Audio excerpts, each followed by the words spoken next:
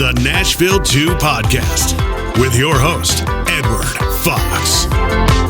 Well, g'day, viewers and listeners. It's Ed Fox with Nashville2, where we tell your story. And I am pleased to have a special guest on today. I'm Special Ed, but he's a special guest, Mr. Michael Morrow, who we met networking, and Michael's got a great story and is helping people all over the Nashville metro. And I said, Michael, you need to come on and tell us your story. I had to twist his arm, so if you see him moving slowly with this arm, that's why. Whatever. Hey, Michael, welcome to the show. Thank you so much, Ed. It's good to be here, and good night to you. Oh, very good. Very good. I'm impressed. I've been working on it. Oh, well, it works well. I tell people I've got a background that when I'm trying to teach people Australian, it's good I might. So if you say that, just try and say that, and it comes out naturally as an Australian accent. You can't help it. Well, be honest about it. You're the most original Australian I've ever met, and the only Australian. No, I'm just playing. I've met a few Australians before, but it's good to know, and you really give me a lot of insight to Australia to make me say, hey, I want to go to Tasmania now. Yeah, well, Tasmania is part of Australia, and we know Samantha, whose husband is from Tasmania. And of course, when you try Vegemite, there are tips for trying Vegemite that don't include eating it by the spoonful. That crap will kill you if you do that. Most people do not like Vegemite who have tried it because they put it on way too thick. But you know what? I'll have you know, hence the shirt. I've been an American citizen since 2016. I've lived in the US since 1990.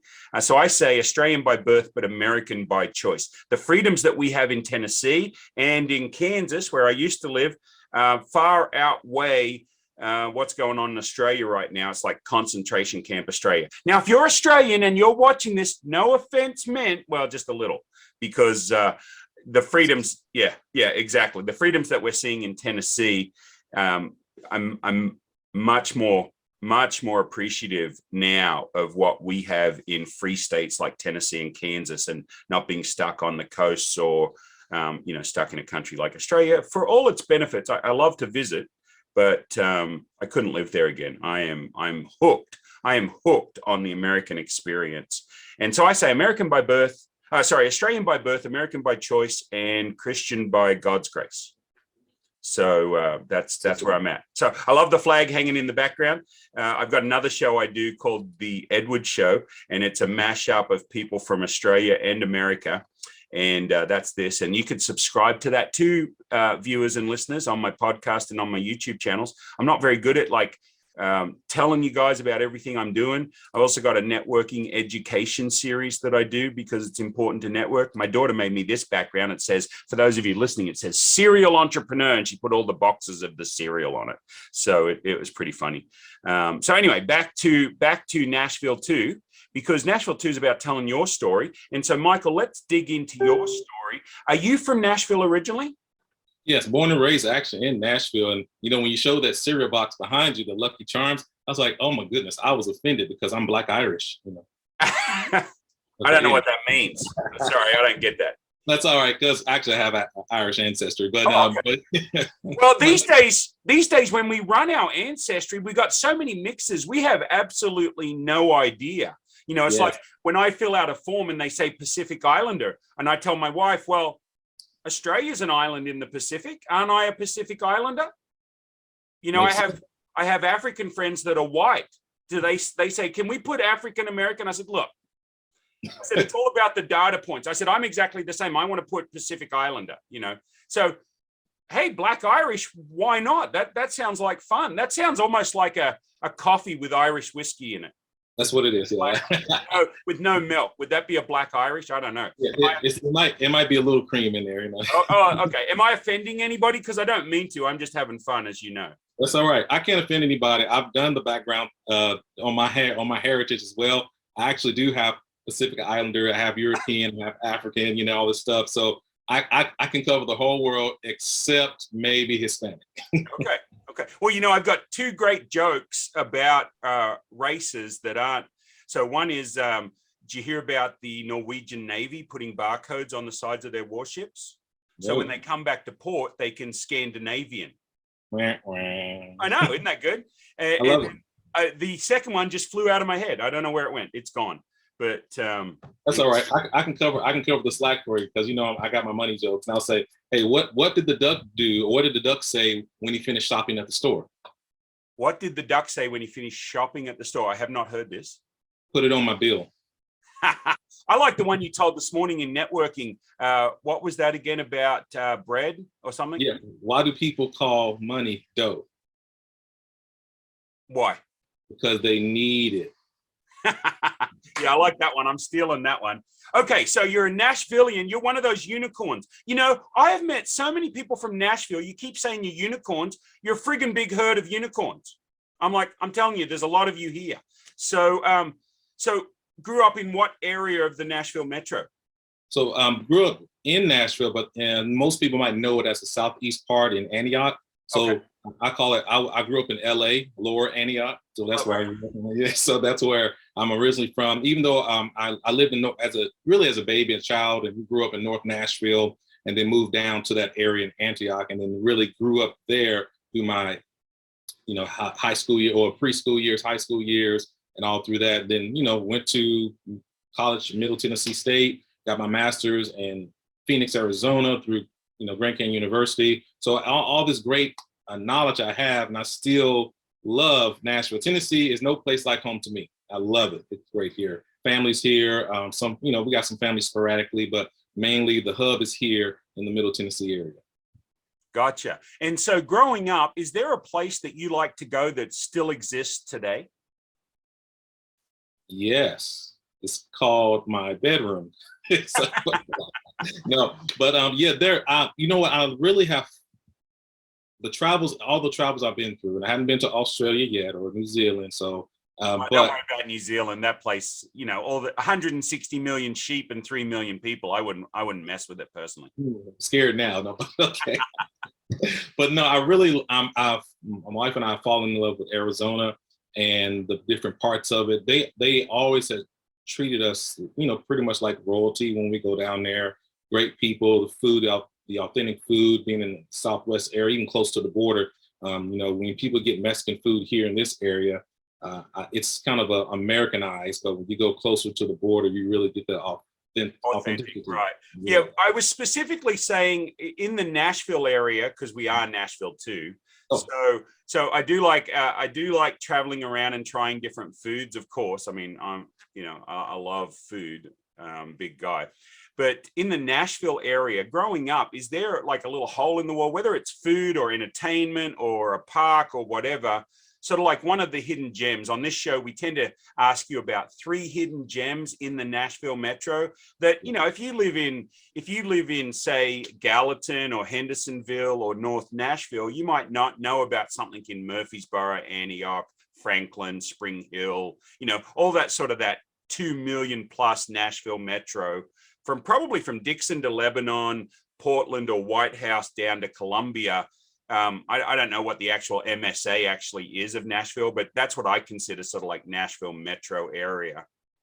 Yeah, that's a good question there. And growing up in Nashville, there are a few places that we go to. One place that was really great when I went years ago, even though I have moved outside of Nashville recently, but there's a place, and you might like it. It's called Ed's Fish and Pizza. Don't know if you heard of that. So pizza, what a mix! That sounds like fun. I don't do anchovies on the pizza. I always thought, watching Happy Days and all the American shows growing up, they said, well, hold the anchovies. I'm like, heck, they must sell a lot of anchovies on pizza. I've never done any research, but all the American shows talk about hold the anchovies. I'm like, well, if everybody's holding the anchovies, why do these pizza shops even have anchovies? Or is it just an in-joke I never got? I believe it's because they're telling how much people hate anchovies. I think actually it was the war on anchovies back in 1982 to 1989. No, but it's really, people. When I was in college, my first year of college, I worked part-time at a pizza joint, actually Domino's. And we're not doing a sponsor on them or anything, but he did was. Hang on, Domino's. If you want to sponsor the Nashville2 podcast, hit us up. Okay, Go ahead. Exactly. Or if you want me to come teach your people about financial education, hit me up too. There you go. But yeah, it was. And there was a bowl, or not a bowl, but a bucket of anchovies to the side. They kept it chilled and so forth. It was maybe one time that someone ordered anchovies on their pizza the whole time I worked there. And I worked there my first year in college and so forth. So it was that much hate of anchovies people had. So did you ever just eat some anchovies? I've never eaten anchovies. We used to have a fish paste called anchovy paste that I loved on bread and butter, but I never thought to put it on pizza. I haven't tried it yet. My wife's stepfather, he actually loved anchovies and mustard, anchovies and hot sauce, and anchovies. So he was like a lover of it. Now I might try it one day. I don't know. I smelled them, and so if someone passes out and if you don't have any smelling salts, go ahead and give them an anchovy. So Michael, so you grew up around Nashville. You grew up in Nashville. How far out of Nashville are you now living? We actually recently come down to Murfreesboro. Oh, okay. Yeah, I know you guys like to keep that separate but for us new folk here, I go to networking events in Murfreesboro. That Steak and Shake in Murfreesboro, Dave's place is awesome on what is it, Old Fort Road. Simple plug for Dave there. He is a great guy. He actually we had him on the show a few weeks ago. I don't know that that's aired yet, but him and his mom both deployed during Desert Storm. He was a nurse, and I think he cooked. She worked for a MASH unit. Did you ever watch MASH growing up? I saw the reruns. I don't want to date you. I don't want to date you now. Yeah, well, they were probably reruns for me. I like to tell people when I first got here in 90, Mr. Ed had just started airing in Australia. So I copped flack. They called me Mr. Ed all the time instead of Special Ed. My mom thought I was special. She called me Special Ed, but everybody else called me Mr. Ed. I'd be walking down the hall at school and they go, Wilbur. You want some peanut butter? That's how they made him talk, just to let you know. Oh, yeah, put it in his lip, right? Yeah. Okay, so you're in Murfreesboro, so you're still in the Nashville metro. Tell me a little bit about what your business is and what you do. Well, basically what I do, I help people who are credit challenged and also empower them with financial literacy to get them to that place of financial dignity, which they've been called. So a lot of people are trying to strive for better. And then when I speak to my clients, I speak to say, I didn't learn this in high school. They didn't teach us this. And now they are teaching it in high school for the last 10, 12 years. And it's required in the state of Tennessee, it's required to take a semester of personal finance before you can graduate. That's a great idea. Yeah. I want to lobby for a whole year. So what I did, actually, I taught personal finance in school system for about 15 years. And while doing that time, I had students who said, my parents need to know this. So I'm talking to the parents of the students. And so I'm thinking like, well, they don't know this. Other adults may not know this. So that's when I really started expanding and getting out in the community and doing guest speaker and events and talking to adults about it. And that's where kind of the business really started taking off and helping people reach that level of financial dignity. So one of the things that impressed me about you is there's a lot of people out there that say they do credit repair, right? And you always like to differentiate yourself, and say, I don't do credit repair, I do credit restoration. I think, everybody can hang out a shingle if there's no licensing requirements and say they do this thing, and they don't. I've had a lot of friends that I've said, look, you can repair, you can do your credit better if you do these few couple of things. So I'm not a specialist or anything like that, but there's some basic stuff that's worked for my wife and I. What's the big difference for you between all of those people out there that say, hey, we do credit repair, and your differentiation of doing credit restoration, which some people will say, well, it's the same thing, but it's not? Thank you for asking me that, because, in our network meetings, I really don't have time to break it down that much. So let me say this first. I used to be in the credit repair business. Folks, for those of you listening, he's doing air quotation marks when he said credit repair. Yeah, quote, and so that's, so I know the difference because I used to do that portion years ago. Someone got me into it since they know I taught financial education and personal finance.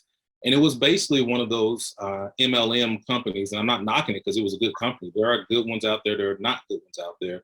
But what it does, it basically said, hey, I do credit repair. And what you do is that person enrolls you into that program and they get their little commission, and the company sends out the dispute letters for you. And that's it. You get back the updated credit reports, and it's a 45-day cycle. And it worked on some basis, but then you still had people going back to the same habits and going back in the same hole, which they dug in the first place because they had lack of knowledge. And the scripture says, my people perish for lack of knowledge because they have rejected my knowledge. So with that being said, in the first couple of years of that business that I had, I want to apologize to those individuals who are my beginning customers because I didn't do you justice. But now my goal is to counsel people to really get them to the point. I want to change their habits, money habits, to something better. I want to educate them. I want to spend time with them. So this, and number two, certification. A lot of these people are not certified. And one thing that I do, I connected with the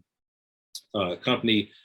It's basically a financial education council, and they give you certification to be a financial education coach and a trainer.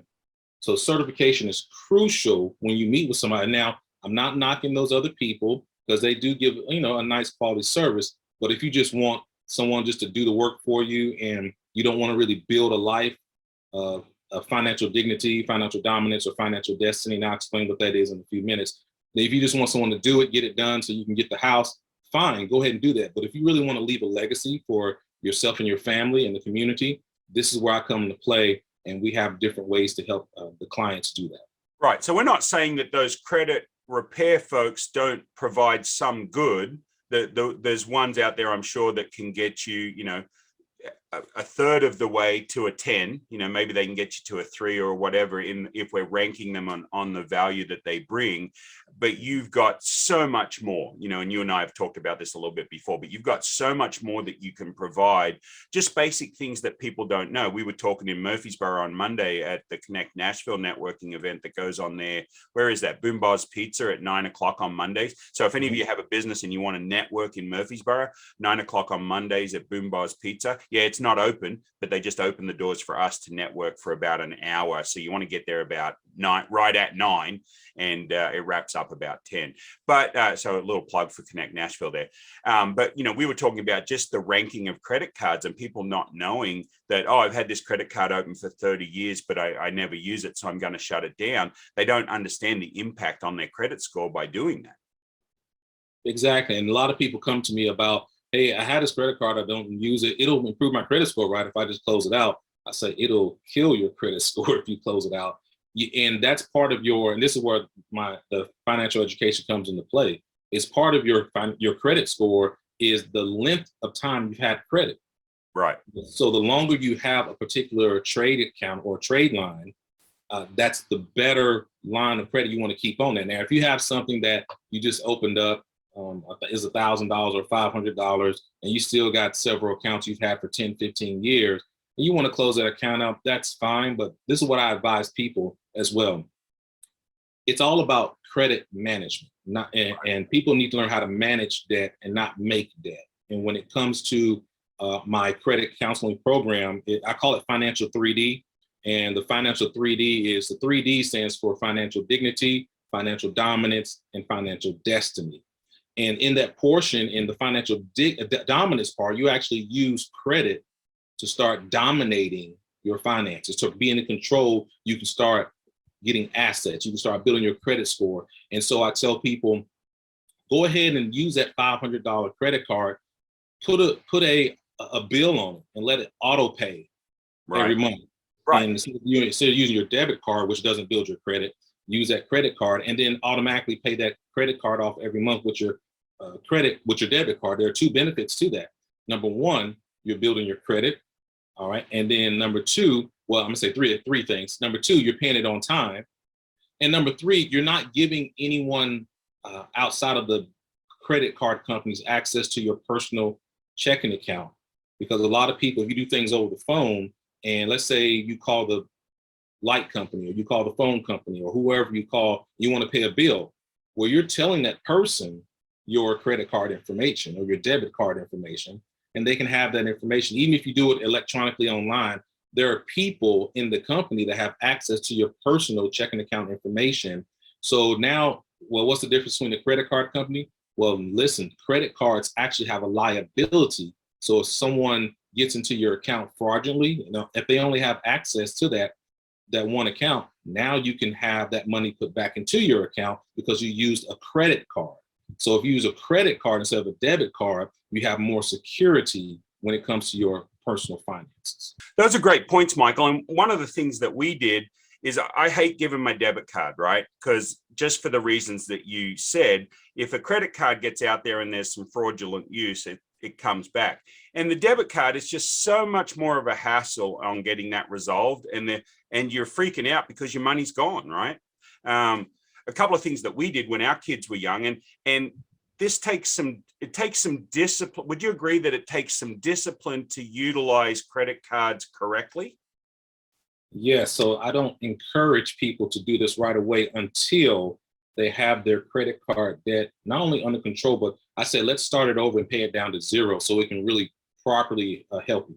Right. Yeah, I used to love it when you could pre-check the credit card company. So like we would travel back to Australia. We know we're going to spend about $5,000 for the month we're in Australia visiting relatives and taking them out to dinner and my sisters and stuff. And so we would have money that we'd been saving all year. We'd set aside and we would pre-send the check. We'd send them a $5,000 check. And then that showed as a credit on our credit card. But now they don't do that. They send you a check back. They won't keep the check, but you used to be able to do that. So we would go over and we would spend the money and we'd know that, hey, the bill's already paid because we'd been saving all year for it. Now we weren't disciplined from the get-go, but as we got on a bit and understood how to build credit and use credit, and, and we're 780 to 820, depending on the day. Right. So we're pretty happy with the credit score. But one of the things we did is we got 3 kids, and when they were little, we would send them to Australia by themselves when they were 10, 12, 14, freaked us out every time we did it, but everything went well with all 3 of them. But we would put a credit card in their name, add them as an authorized user, and then they could use the credit card. And there was tight controls on it. You couldn't set limits back then. You couldn't set like spending limits with the cards we had. Now you can. But we said, look, not only will you get in trouble, we'll yell at you, you'll get your butt busted if you spend over the limit that we set you each month. So anyway, so the unexpected result was they would come back from that trip and they didn't really spend more than we told them to. But because we kept their name on that credit card, when they turned 18, their credit scores were awesome. Now, we didn't let them have the credit card to just wander around America and spend money. It was only when they went to Australia. But so we put those credit cards in the lockbox and they didn't use them again. But come 18, they're like, oh, did you know I had a 740 credit score, Dad? I said, yeah, because your name was on all of our credit cards as an authorized user. Let me tell you the experience I had when I first did this years ago. I was working with a client and a bank had referred them to me. And I was sitting down, I said, great, well, let's have our little consultation here. Because I do free 30-minute consultations to see where people are.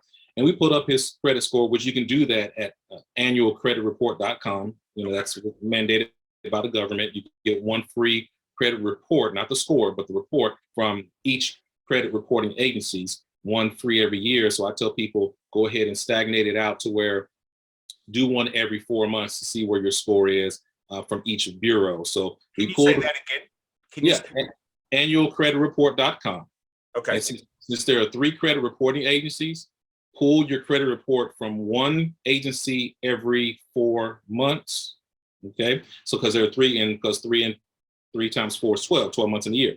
So what I did was I said, listen, we'll pull one. I said, I think we pulled Experian, and we pulled Experian. And we looked at it and I was like, okay, there's a credit card in your name here. And I was going through blah, blah, blah. And I was able to actually, the company that I partnered with at that time, we were able to pull his score. Right. And we pulled a score. I said, well, your score is like 720. I think it was 720 or 725. And this guy said, listen, I've never had a credit card. I have never had any. I just got out of college. I'm just trying to get my credit score up so I can get approved for an apartment complex. And I was like, I looked at it. I was like, Then I looked more detail and I found out his grandfather had made him an authorized user on that card and he never knew. Right. And so you can tell this when you go to your credit report, if you're a young person or someone that's a young adult, if you have a card that's in your name and it's being paid very well, that's the key. Parents, please make sure you pay it on time or you're going to not only mess yourself up, but you're going to mess up your child. So you can see the letter A next to your name, which means authorized user. And so when you do, that's how you know someone had put you on their trade line or line of credit, so you can start building credit before you start building credit. Right. And so if you are disciplined and if you are good at paying off your credit cards, adding your kids and not letting them anywhere near your credit cards, by the way, adding your kids as they grow. And then it was funny because like my oldest now is 29, I think, as of 2022. I think he turns either 29 or 30 in September. I should know that stuff. I don't, but yeah, you know. But it was really funny because we'd put him on there like at 8, 9, or 10, something like that. And so at 13, he's getting all these credit cards in the mail because his credit score is so good because he's on our. And so he's like, "Oh, can I have this credit card? Can I have this credit card?" And I'm like, "No." Because he would walk down to the mailbox and get the mail. He's like, "These 3 are for me." I said, "You ain't even touching them, dude." You know, and 2 of the 3 kids have been really decent with their credit. The third one, that, and I'm not going to say who, you know, which. I got 2 boys and a girl. I'm not going to say which one, but that I've got to make sure I don't use gender pronouns that give it away. But they are being more careful than they were in the past. But again, it's something you got to work on, right? It's just like working out at the gym or the way we eat or anything. Financial fitness is something you have to work at. It doesn't come just like that. You know, it's not like we could eat anything like we're in our 20s and we're not gaining weight because we're burning it all off. Then we get to 30s, 40s, and 50s and we're like, well, I used to be able to eat like that. Well, financial competence is the same way. Financial fitness is the same way, correct? That's correct. And you really have to work on a daily basis. You have to continue to manage your money. And I call it a spending plan. I don't like to use the B word, budget, but that B word. What's that? Yeah, I used that one time at a school and the principal had walked in when I said, okay, I'm not going to say the B word. And her eyes lit up like, what is he talking about? And I had to say budget. Right. She's like, oh, okay. But yeah, in a spending plan, it's a living document. You got to continue to work on it month after month. You can't just say, okay, I got everything I need here in March. I'm good. But April, you know, you have different holidays coming. You got Mother's Day coming up in May, Father's Day in June for us fathers who don't get anything. Sorry about you guys. But anyway, it changes on a regular basis. And I tell people with your credit, Rome was not built in a day. So your credit score is not going to snap and do a Thanos snap and it's going to change overnight, you know. And so that's why I work with people over time, because it does take over time. And 50% of the time, let me say this, when real estate agents or mortgage lenders, financial advisors, bank managers, whomever, when they send people to me, 50% of the time, this person is at the 11 o'clock hour with their credit score. Right. And they said they need something done quickly. And I'm looking at their credit report and I'm thinking like, okay, well, this is not going to be a 7-day thing. Now, let me pause right there don't pause the show, but let me pause my thought. So there are some programs, those credit repair programs, that actually can get your score boosted within 7 days or 2 weeks. Now, let me tell you how they do that, since I know that field and that game. They do this illegally, okay? And let me explain how, because y'all are gonna hear about these programs, and this is what they do. What they do is they make your credit be as a fraudulent, that there's fraud has happened. They put a fraud on your credit report, and what the credit bureau does, most of them, not all of them, take off those items that are being disputed and that are fraud. So what that does, if those particular accounts that are messing you up are disputed and taken off, that boosts your score.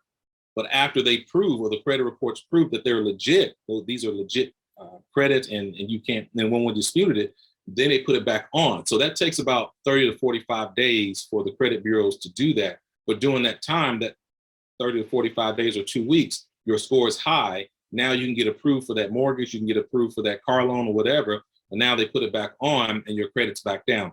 To me, that's illegal, and it is illegal actually. So when you do that, and it's actually hurting the person, because what you need to do is practice positive financial habits. Right. And so what I let people know, okay, you can go ahead and do that and get your house and everything, but look what's going to happen in the near future. You're going to need credit probably for new furniture. You're going to need credit for house repairs, and you haven't even built up an emergency fund or savings or anything like that. You haven't built up positive financial habits. So taking a shortcut is really going to hurt you, not only in the long run, but in the near future, because you're going to need credit lines. You're going to need good credit once you move into your house. You're going to need things repaired and you don't have money for it, that you're going to have to put on a credit card. You've been denied.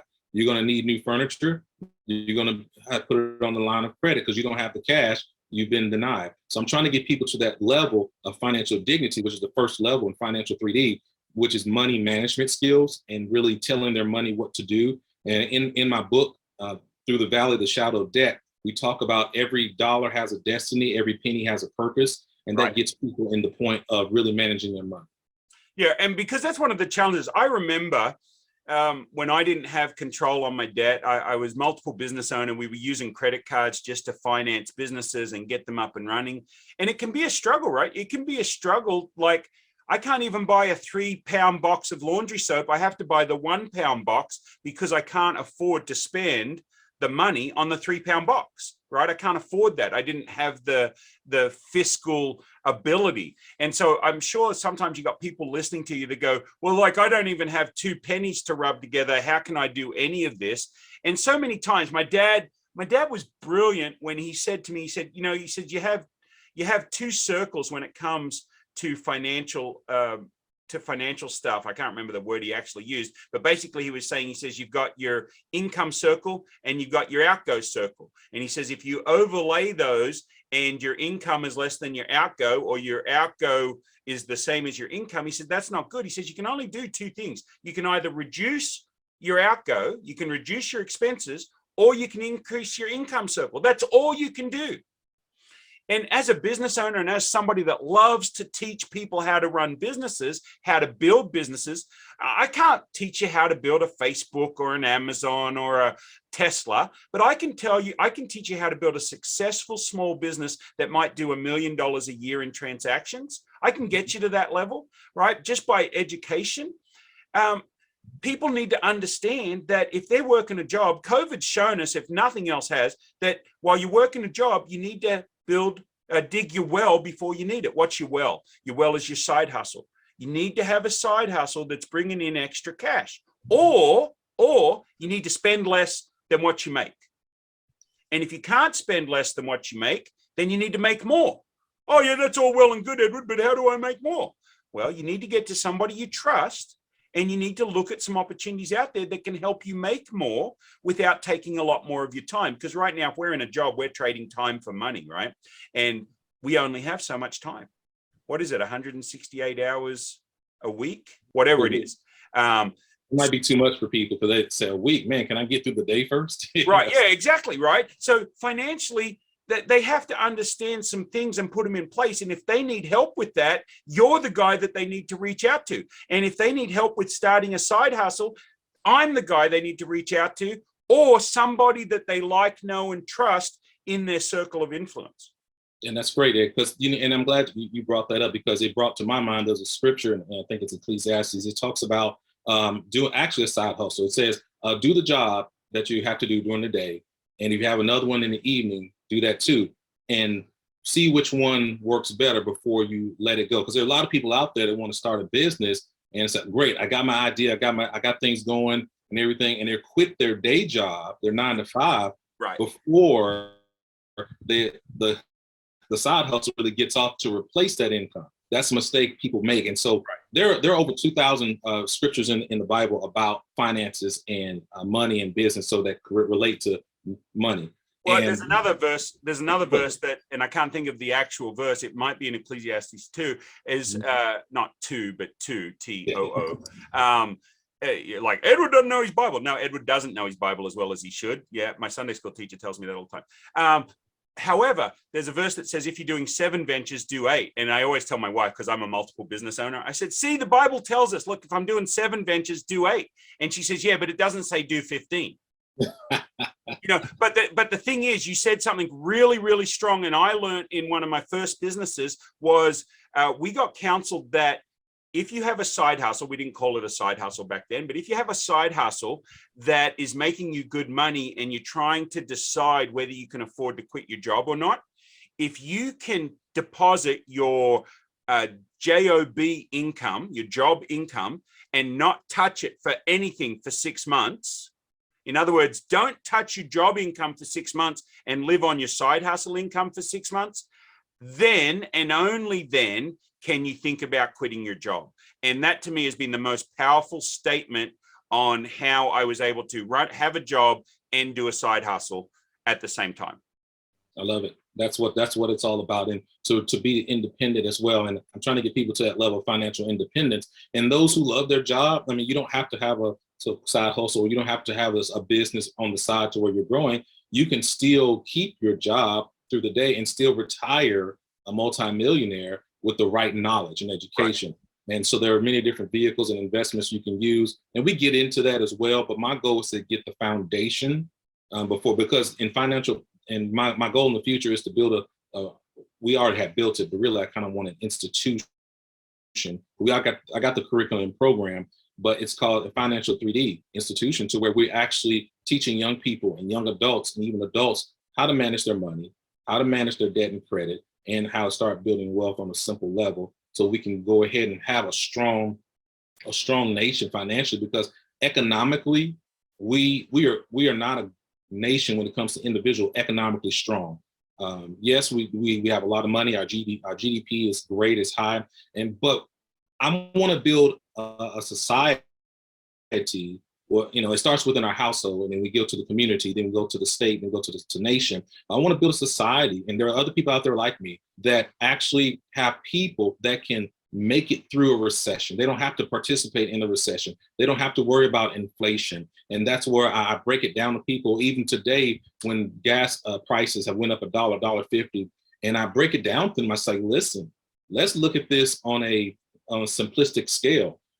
What was gas before to you? And they say $3. How many gallons does it take to fill up your tank? 15. So that's $45 to take to fill up your tank. Okay, great. Now it went up to $4. Okay, great. Well, what's 4 times 15? 60. So now instead of 45, you take 60. What's the difference between that two? And they say $15. So you're flipping out over $15. Is that what's going on here? So I try to get people to look at the simplistic part of it and really say, okay, if you're on that type, if you don't have 2 pennies to rub together, like you said, let's look at what's really going on. What expenses are not a necessity? We go over needs, wants, and values as well. What is truly a need? Is Netflix really a need?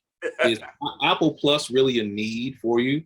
What can you cut back? Do you need this unlimited plan of yours, or can you cut back if it's really that important to you? And I work with other business owners as well. If you truly want to find those finances to build your business, what can you cut back, even on a fixed schedule? I've been there and done that. Right. Brother Ed, I was there. I was even to the point, I lived out my car one time as well. I've been in a bad relationship where I had to leave because of abuse. And I said, I don't want to live like this. And I don't want my kids to grow up in a house like this and see this type of relationship. So I packed all my stuff up in a vehicle, which thankfully I paid off, and left. And I had to start over. I know what it's like to start over. I know what it's like to pull from a fund that you were trying to build up for a time. And I know what it's like to rob Peter to pay Paul, even though you're not supposed to pay either one of them, supposed to pay the Lord. But anyway, but my goal is to let people know there is life after bankruptcy. There is life after you've lost, so much, and you can live that life that's promised to you. But you have to be a good steward over what has been given to you as well. Yeah, and not that we're getting real spiritual or religious here, but we all go through our trials and tribulations, right? We all are going to go through that. I think when we're in our 20s, we don't realize, we all say life is short, and it is, because as we get older, it seems to speed up, right? Our years go quicker. But let's face it, if we have the average lifespan, I think it's around 82 to 87, depending on whether you're male or female, you've got a lot of years to repair any mistakes, to repair any damages. And we're not just talking finances here. Some of us need to repair relationships, right? We need to repair relationships. God has given us time to be ready for him. God has given us time to repair relationships. We don't know when we walk out the door tomorrow whether that's the last time we're going to see somebody, right? We also don't want to leave them with a bunch of debt. So it makes good sense to get financially disciplined, get financially fit, and talk to somebody like Michael.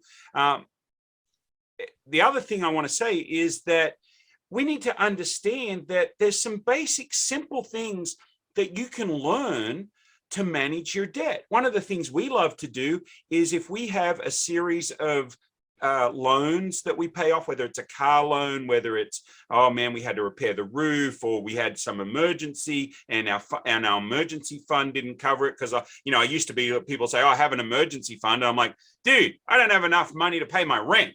I can't do an emergency fund. But it could be that jar of quarters that we keep on the bedside dresser. There is ways to just, if we put in a little, and understanding the rule of compounding, if we start investing as we get out of high school, even if it's only $50 a month in an IRA, or $20 or $10, whatever we could put in, the power of compounding is great. But so when we're doing those bills, and if we see something that is maybe high interest, low amount, we will pay it off. And then that monthly payment we were making, we will roll into the next thing. We don't just absorb it back into the B word, right? We don't just absorb it. Yeah, we can't say the B word, but we roll it into that other payment. Man, and it's like a bloody snowball rolling downhill, gathering more snow, and gets bigger and bigger and bigger. And pretty soon you're zooming through those bills, those little bills that are just weighing you down, that you're paying every month and not making much headway. And before you know it, you've wiped out a ton of that stuff. And now you've got the big stuff left, right? The car, the house, maybe. Are you a fan of that method? There are actually a few methods I like to tell my clients, because every situation varies. It's different. Right. And so we have, let me see, the debt snowball, which you just mentioned, very popular. And if those who've heard of Dave Ramsey, he pushes that a lot. But there's also the one with the high interest one. So a lot of people pay their debts off of, they list it from, instead of the lowest debt to the highest debt, they list it from the highest interest rate, card or debt, to the lowest interest rate. And they paid that item off first because they feel like they're saving a whole bunch more money by paying off the higher interest debt as well. And then they take that money and they roll it to the next payment that they usually will pay. And people get not everyone, but a couple of people have gotten upset in the past with me and said, wait a second, I just paid off that debt and it was $400 a month, and you want me to not keep that money? And you wouldn't have missed it anyway if you were still stuck paying off that debt. Well, so, and so for those of you that have a Gmail account or a Google account, you can go into a Google spreadsheet, you list your debts, you list the interest rate and the payment, and then you can sort the data column by interest rate or by payment, right? And so what we do is we use both of those methods. If we know we're paying out the wazoo, whatever a wazoo is, I don't know, but I think that's the saying. If we're paying that out, we can look at interest rate and compare and try and find a balance that fits for us, right? Understand that when we talk about these, a lot of these are generalities, and to talk about your specific situation, what we're talking about may not fit. You need to get with Michael, and you need to sit down and you need to have a talk with him and listen to him on your specific case. Now, Michael, some people are probably thinking, oh yeah, but again, I don't have any money and now I'm going to pay Michael to do that. Like, how do I find the money to do that? What's the answer?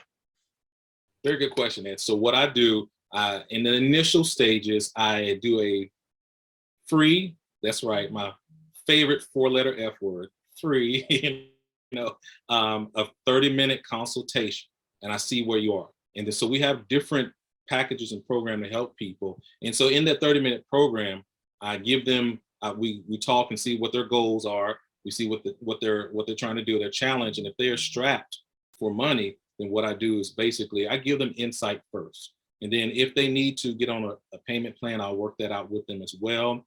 But that most people, I say this, people do what they want to do. and they'll find a way, and they know the program will help them.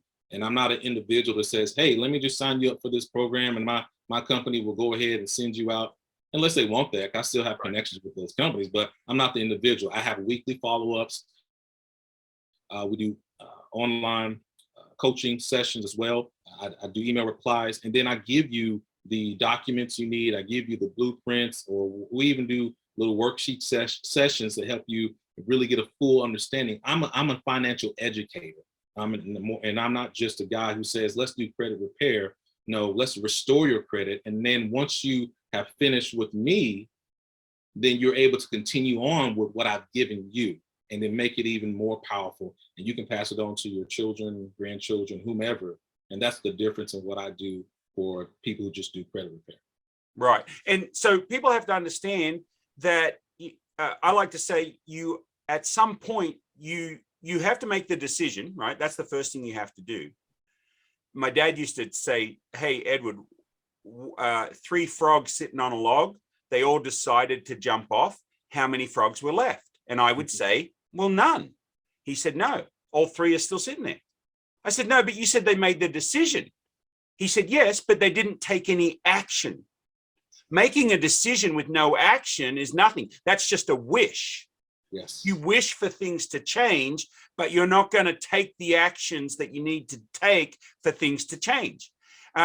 If you keep, what's the definition of insanity? This was his favorite one of all time. Definition of insanity is doing the same thing over and over again and expecting different results. If I continue to eat donuts and expect not to be fat, that's not the way that works. Not when you're 54, maybe when you're 15.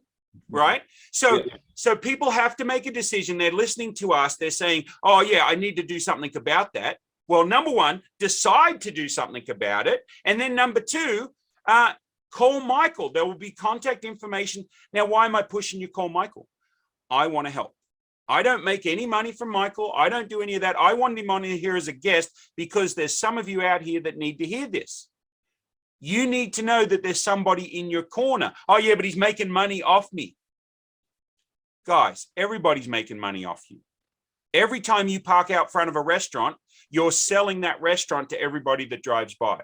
Every time you wear a Nike pair of shoes or a shirt, or if you're wearing a type of hat, somebody's making money off your billboard. You're selling their products or services without you even knowing it, and you're not getting a cut. You talk up and you brag on people all the time. At some point, you need to look at yourself and say, I need some help in this area, and I may have to spend a little bit of money to do it. But he's got a 30-minute free consultation. Oh, yeah, but once he gets there, he's going to bend my arm around my back and make me sign. Dude, like people say no all the time. They somehow forget how to say that they're going to be able to still say no. Like, in other words, what I'm saying, sorry, I'll get off the soapbox. What I'm saying is reach out to Michael, do the 30-minute consultation, take all his goodies for free, all the free goodies that he wants to give you, take them and say, thank you, Michael. Thank you very much. Is that fair? Thank you so much. And actually, most of the time, this is what I tell people. I don't give you more than what you need. That's right. And hey, the free 30 minutes, if that's what you needed, I say, hey, it's from what I'm seeing right here, you need to do this, you need to do that, and do this. You don't need me. But then there are other people out there that really do need me. So I don't want to take anyone on who doesn't need me, because you're taking the place of someone else who needs me that time. And so, yeah, I'm all about giving people what they need. I don't need to, I'm not struggling for your money. You're just a resource. You're not my source, okay? And this is what I love about even Ed as well, because Ed, he's giving of his time. And this is why you're so prosperous. This is why you're doing well, because you're a giver, Ed. We are givers in our household. And so my help doesn't come from the clients. My clients are just a resource. So I'm truly appreciative of what you've done, Ed. And everyone, you do need to continue to listen to Ed and his Nashville2 and everything else he does, because he's hilarious. He's wonderful. He adds life to the conversation. He adds life to the group, and I look forward to just getting more interaction with him. So y'all just continue to stay tuned on Ed's channel. All right. Okay. That's Well, a great education. Thanks, Michael. I appreciate that. You know, it's hard for me to take those kudos, you know, but I'm saying bring more. No, don't stop. Don't stop. Don't stop. So, Michael, if somebody wants to get in touch with you, what's the best way for them to do that? I have different ways. You can go to my website at financiallybettercredit.com. All right. And you can see my services, what I offer and what I do, or you can call me directly.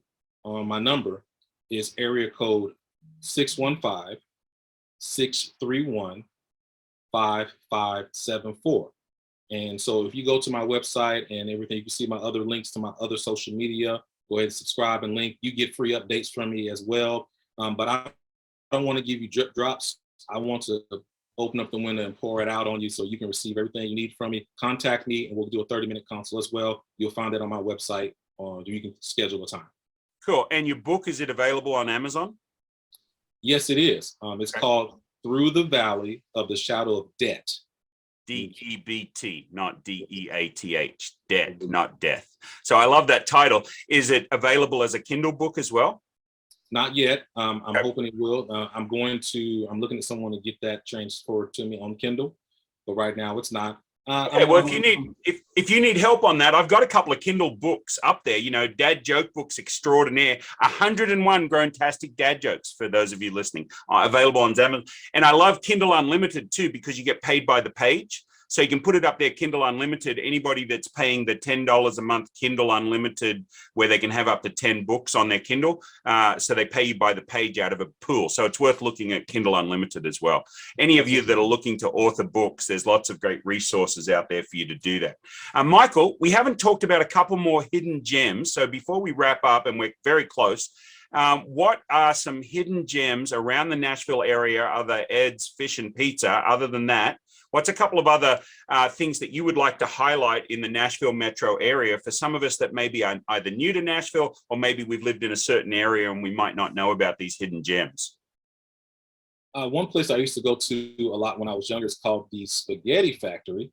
Wonderful place, great ambiance as well, but it's a nice family setting down in Second Avenue, on Second Avenue North in Nashville as well.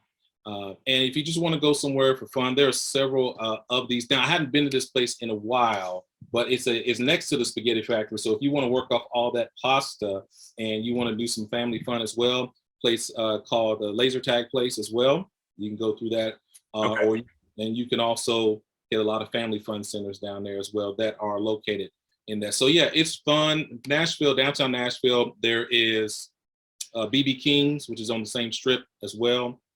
Down there, so those who love the blues and those who love the jazz as well, go to BB King's, which is a few doors down from Spaghetti Factory. So Second Avenue Strip, downtown Nashville. Broadway itself is it's live. It's wonderful. The music, not just country music, you got all types of music as well. Go down there, enjoy it. So that's my spiel on that. If you want a little more peace and quiet, and and you want more kind of a Mayberry feel, but still modern, come on to Murfreesboro. We'll treat you right too. I heard, was it Dave or was it somebody else that was telling me about the path, the walking path through Murfreesboro, sort of like from one end to the other? That would be pretty cool too. So I'm looking forward to doing some of that. I think about walking, then I lay down until the feeling passes, sort of like working out. But that's all great information. And Michael will send me those links of the different businesses he talked about. We'll have his bio, we'll have his book information, we'll have his LinkedIn, we'll have his websites, we'll have all of that stuff. So there'll be no excuses, people, no excuses. Some people say, I'll do it when I get around to it. Well, for those of you that are viewing this video, here you go. Yeah, it's a Zoom background. It's got a round to it, which is a round piece of wood with the word "to it" TUIT engraved in it, and it says, "Here's your round to it. No more excuses." So you can get around to it right now. And actually, I'm learning how to put the information for us in the black bars that go on the Zoom video. So if I can figure that out again, I did it for the last one. So if I can figure it out again, I'll put your information in there too, so they'll be able to watch this. So maybe you're seeing it already if you're watching the video on YouTube, Facebook, or LinkedIn. Michael, any last thoughts that they need to know before we wrap up? Well, I want to say, is it okay to do my little spiel that I do? Oh, yes. I love that. So let's do it. Him and I are both very creative when it comes to networking. I like to talk about things like, I love ketchup. Let's do a one-to-one. Let's catch up. And so Michael has his own spiel, which I love. So listen up, folks. So, hey, everyone, I'm Michael with Financially Better Credit Services. If you know someone whose money is acting funny, whose change is acting strange, their credit has had it, or they have debt they regret, send them to Michael with Financially Better Credit Services, where I make you financially better. Ching, ching. That's so good. I want to enlarge their money. Okay. I want one of those. Michael. The big, gigantic $100 bill, I like your stretchy, though. I like that, too. Thanks, man. Thanks. Hey, folks, I hope you enjoyed the show as much as we did. And we probably need to have Michael back another time to go a little bit more in depth. But for today, we'll wrap it up and look forward to having you guys reach out to Michael and see if he can help you out. Thanks a lot. Thanks for being on the show, Michael. Thank you again, Ed. This is the Nashville2 podcast with your host, Edward Fox.